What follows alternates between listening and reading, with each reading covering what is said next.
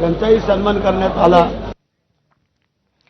बातमी नाशिकमधून मंत्री गिरीश महाजनांनी ध्वजारोहण कार्यक्रमात केलेल्या भाषणावरून गदारोळ झाल्याचं पाहायला मिळालं। त्यांनी आपल्या भाषणात डॉक्टर बाबासाहेब आंबेडकरांचं नाव न घेतल्यानं एक महिला वन कर्मचारी संतापली। डॉक्टर बाबासाहेब आंबेडकरांचं नाव का घेतलं नाही असा सवाल तिनं विचारला। निलंबित केलं तरी चालेल, मात्र कुणालाही घाबरणार नाही असा पवित्रा या महिला कर्मचारी माधवी जाधव यांनी घेतला।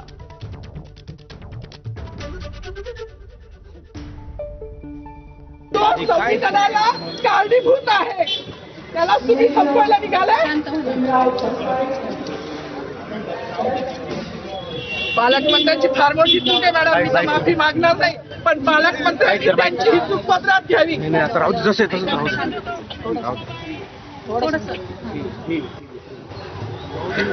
मला मीडियाशी घेणं नाही मॅडम, मला सस्पेंड केलं, मी माणूसचे गाड्या उपसतील, मी माफी काम करेन, म्हणजे बाबासाहेबांची ओळख पुसून येणार नाही, मला सस्पेंड करायचं करू शकता मॅडम। बाबासाहेबाला संपवायचं काम करायचं नाही।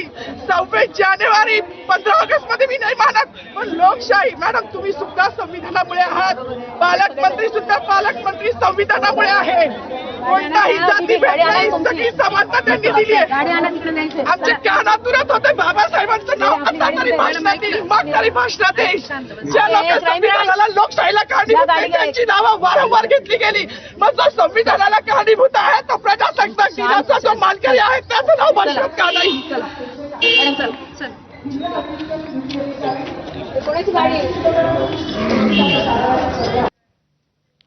या सगळ्या वादानंतर मंत्री गिरीश महाजन यांनी दिलगिरीही व्यक्त केली। आनंद होण्यात राहिला असेल असं नाहीये, पण तसा काही माझा कुठलाही हेतू नव्हता, तसा हेतू नव्हता। आणि त्याच्यामध्ये फक्त मी घोषणा दिला, भारत माता की जय, वंदे मातरम, शिवाजी महाराज की जय, बरोबर आहे। पण तसं काही असेल तर अनादर झालं असेल, त्यामुळे माझा त्यामागे कुठे काही मुद्दाम नाव डावलण्याचा वगैरे हेतू नाही। आणि मला वाटतं प्रत्येक वेळेला आपण दरवर्षी भाषण देतो तुम्ही तपासून बघा, त्यावेळेला असं काही होत नाही, तर यावेळेला त्यांना काही वाटलं असेल तर माझी दिलगिरी व्यक्त करतो मी। ठाकरेंच्या शिवसेनेचे नेते अंबादास दानवेंनी तर थेट भाजपवर टीकास्त्र डागलं। प्रजासत्ताक दिनाला तर डॉक्टर बाबासाहेब आंबेडकरांचं नाव आलंच पाहिजे, कारण डॉक्टर बाबासाहेब आंबेडकरांनी लिहिलेली घटना आणि या घटनेचा स्वीकार आणि या घटनेची अंमलबजावणी आजच्या दिवसापासून झालेली, म्हणून कोण भगिनी असेल हिचं म्हणणं मला असं वाटतं 100% खरं आहे।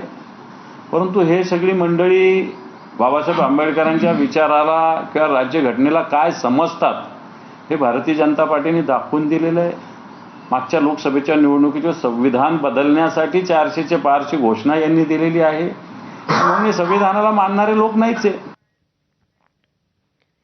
बाबासाहेब आंबेडकरांचं नाव न घेणारे मंत्री गिरीश महाजन यांच्या अडचणी वाढण्याची शक्यता आहे। त्यांच्या भाषणावर आक्षेप घेणाऱ्या वन कर्मचारी माधवी जाधव या अॅट्रॉसिटी अंतर्गत गुन्हा दाखल करण्यावर ठाम असून वंचितचे नेते प्रकाश आंबेडकरांनी माधवी जाधवांशी फोनवरून संवाद साधून पाठिंबा दर्शवला। या संदर्भात वंचित बहुजन आघाडीकडून पोलिसात तक्रार दाखल करण्याचे प्रयत्न सुरू आहेत। जर पोलिसांनी हा गुन्हा दाखल केला नाही तर कायदेशीर ड्राफ्ट करून पोलिसांना गुन्हा नोंदवण्यास भाग पाडू असं आश्वासन आंबेडकरांनी माधवी जाधवांना दिलं।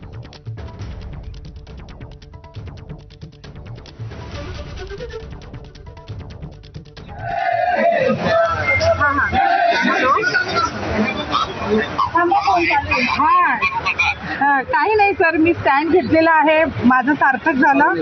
बाबासाहेब मी पुन्हा पोहोचवले सगळ्यांपर्यंत, आणि इथून पुढे मला तुमचं मार्गदर्शन मिळावं एवढीच इच्छा आहे, कारण मी ॲट्रॉसिटीवर ठाम आहे। हो,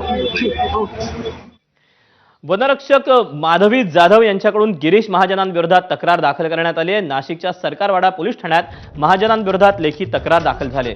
माधवी जाधव यांच्याकडून वनरक्षक दर्शना सोपुरेंकडून तक्रार दाखल करण्यात आली। माधवी जाधव यांच्या समर्थनार्थ पोलीस ठाण्याबाहेर मोठी गर्दीही पाहायला मिळाली।